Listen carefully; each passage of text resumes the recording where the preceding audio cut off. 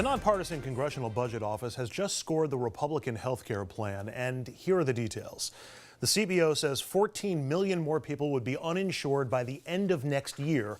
That number goes up to 21 million by 2020, and 24 million additional Americans without insurance by the year 2026. These numbers are so high largely because the Republican plan doesn't penalize people who don't buy coverage, no individual mandate. But the news gets a little bit better from there. The CBO says premiums will go up by about 15 to 20% over the next 2 years. That's not the good part. But they should start going down, they project, in 2020. And the plan would actually reduce the federal deficit by $337 billion over the next 10 years. But don't go making plans to spend that money just yet. They might have other goals in mind for it. Let's introduce our panel for some analysis tonight. Mike Morey is managing director at SKD Knickerbocker. And on the other side of the table, Dominic, political journalist and author. And Mike, those are the takeaway headline numbers. What's the second line of the story? What do people need to know about those numbers? So the notion that you're going to reduce the deficit by $337 billion on the back of 24 million people. The entire state of Texas will lose health care under Trump care. Think about that for a second. The entire state of Texas, the number of people who live in Texas, will lose their health care under Trump care. So the notion that somehow that deficit reduction on the back of 24 million people is somehow good public policy is absurd on its face.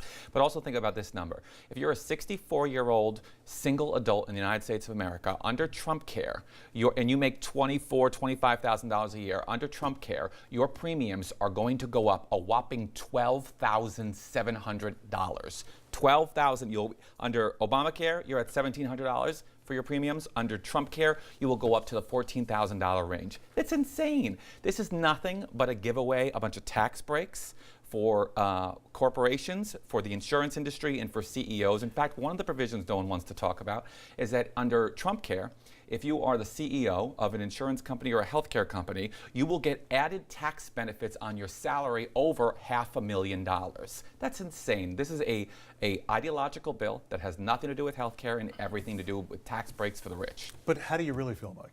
No. Let me start with the 24 million uninsured people. I mean, President Trump said nobody would lose insurance, nobody would lose health care. 24 million people. Well, I couldn't have said it better than the way Mike just described this, because, and I'm saying this as independently as a journalist as I can, he was completely accurate with his assessment. As a matter of fact, I might even go a bit further in terms of the analysis of this. My first impression, Mr. Whitman, driving here, listening to those numbers, first of all, this would make the healthcare problem worse than when Obama tackled it. So we would be going one step forward, 5 steps backwards, society. The second issue is, I was saddened driving here tonight. What happened to the safety net? And now, I'm not coming at you from a bleeding heart liberal perspective. And as far as the saving money, what was the figure, Mike or Andrew said? $337 billion, I think. Okay, well, let's counter that with the money that's going to have to be spent on Medicaid for people that are forced to go to the emergency rooms for treatment. Let's counter that with the opioid addiction problem. Where's that money going to come from? And oh, by the way, while people will be forced to go to the emergency room and Medicaid's costs will soar, they're also being cut because they're going to be issued to the states as a block grant. Your term was what was that, a disaster? What was the term, Mike? It's a disaster. Disaster I think plus. you trademarked that term. Yes, yes, and it really is. And it makes you wonder, what's the politics behind this? You're going into the midterm elections. You already have a polarizing figure like Trump. What are the positive politics for the Republican Party let's behind this? Let's get into that. Yeah. First of all, it would enable them to make and stick by the claim that we repealed and replaced Obamacare. And made it worse. Which is, well, that's your opinion. No. For the purposes of this political conversation. But for the purpose of the conversation, when Americans don't have insurance, that's not my opinion. That's going to be angry people going to the voting polls. But the other argument that we keep hearing from Paul Ryan, and not so much from the president, but from Paul Ryan and others in Congress, is this provides people choice. Sure. This gives them the power to make the healthcare decisions, right, as opposed to Washington doing it for them. Right. That sounds kind of appealing. Yeah, Mike. well, interestingly, so again, another piece that you're not going to hear about on this bill is that the notion of choice. So this is they're saying, of course, 24 million people are going to lose their insurance because we no longer require them to have it. Mm-hmm. So the mandate says they don't have to. But what they forget to tell you is there's actually a mandate in their bill.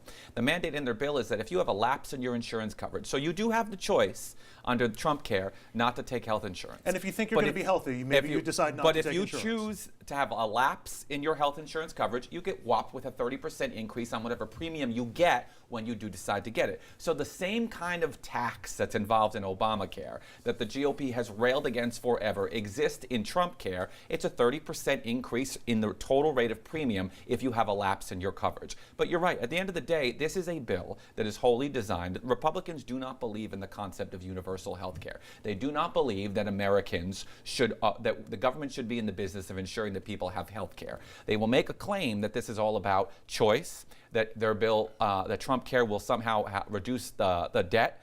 But what they won't tell you about is the fact that under their bill itself, while you may reduce the debt, what you will do in terms of the economic calamity that comes from the healthcare crisis that will emerge when uninsured people come to emergency rooms once again for their primary care, when people go to the doctor and don't have the resources to pay for that service, and then I pay for it in my taxes, and you pay for it in your taxes. So the overall economic impact of actually annihilating Obamacare, while you might be able to say $337 billion in debt reduction, what that doesn't account for is, one, it's on the back of 24 million people, the state of Texas, and then two, it's on the back of the entire healthcare industry where costs will rise dramatically because we have to cover these people somehow when they show up at the hospital. But Dominic, that $337 billion in deficit reduction might actually be something of a selling point to very conservative Republicans in the House who said, boy, this bill just feels like Obamacare light, it doesn't do that much.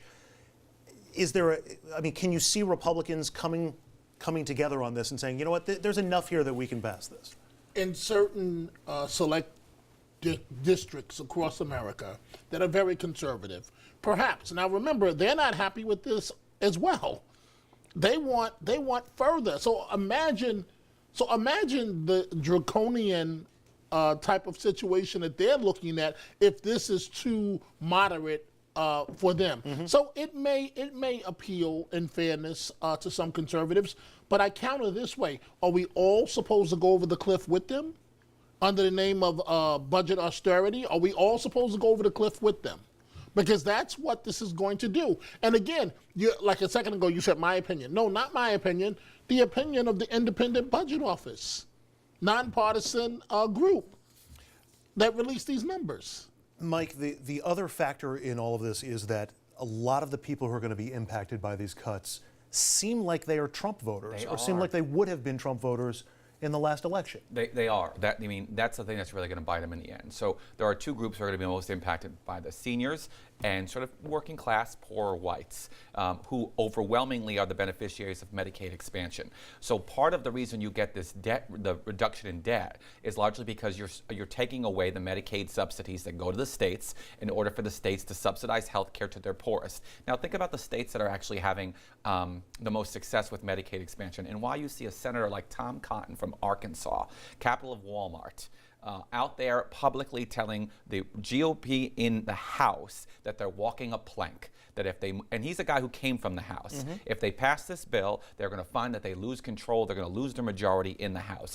That's because Tom Cotton's constituents are working class poor whites from the South or from Rust Belt states who voted for Donald Trump, who promised them he was going to give them better health care. He was not going to touch Medicare. He was not going to touch Medicaid. Who are the other Trump voters? Older voters. An older voter, a senior citizen, a 64-year-old making $12,000 a year is going to see their premium go up to $14,700. Those are the voters who put Donald Trump in the White House. But could this actually lead to Republicans losing if this thing actually passes? I mean, you threw it out there like this could lose them the House, but we keep hearing all this stuff. Obamacare is a disaster. We need to take care of it. Otherwise, Obamacare would blow up. I mean, it's sort of putting it up against a hypothetical because people won't be able to compare the two in reality. Well, but look at the numbers right now. So people didn't like, what is natural human instinct is, we bitch and moan about things that bother us on a regular basis. You know, I complain all the time about the school that my kid's in because I didn't get what I wanted that day from the teacher or from the administration. But guess what? My kid's education's pretty good and I kind of like it. But I complain about that. What you see in the polling right now under Obamacare is, for the first time now in years, there has been consistent polling showing more Americans support Obamacare than don't. They want fixes to Obamacare. What this is actually throwing the baby out with the bathwater. And when you start explaining this, it's very simple to get your head around. A 64-year-old going from a $1,700 premium a year to a $14,000 premium a year, that is easy to get your head around. The notion that you're going to end Medicaid subsidies, that you will throw off 24 million people off of insurance in the United States of America in order to have a $337 billion reduction in debt. And keep in mind, that $337 billion represents 1% of the debt. 24 million people who are going to take care of 1% of the debt. Finally, Dominic, you indicated before you don't think this is going to pass. I think there's some serious doubts. I bet my life there are some, that it's not well, going to pass. and you might have to if you're on Medicaid. But right. But Good point. So if let's say this doesn't pass, let's say this dies either in the House or in the Senate, doesn't make it to President Trump's desk, does that hurt President Trump for making the promise, or will people give him credit for trying to do it? Does it get hurt for having his name attached to this kind of plan? What about the House Republicans? I think it hurts him, especially going into the midterm elections. Looking back on what happened to Bill Clinton in terms of Newt and Gingrich and company, the Republican Revolution. To what Mike just said, I agree to the Trump supporters, the people that supported him. This is going to be an awakening. I'm gonna try it a different way than the way Mike just. They went for the okie doke. They went for the personality. They thought that Donald Trump, you're fired. He's bringing, he arrives in your town in his helicopter in his air. They went for all of that, the persona and the money. And now the reality and all the other stuff, the personality is starting to come forth, and it's going to be, he's not really like us. Well, I could have told you on day one, he was never going to be like you. As a matter of fact, Obama said that numerous times from the presidential office. There is no, at the end of the day, there's no waiting on health care one way or another. Look, let's remember, did Hillary Clinton get any credit for trying in 1992? No, in fact, what wound up happening, the Democrats lost the House. Did Barack Obama, who actually created a situation where millions of people got insurance and successfully passed it, did he get success for that? No, Democrats lost the Congress. He's one way or another, so he's in trouble. It's a third rail no matter what. Interesting point. All right, we'll take a break. When we come back, the sheriff of Wall Street is no more.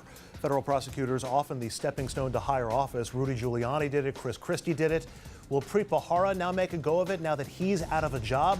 We'll get into that, plus the process by which he lost that job next.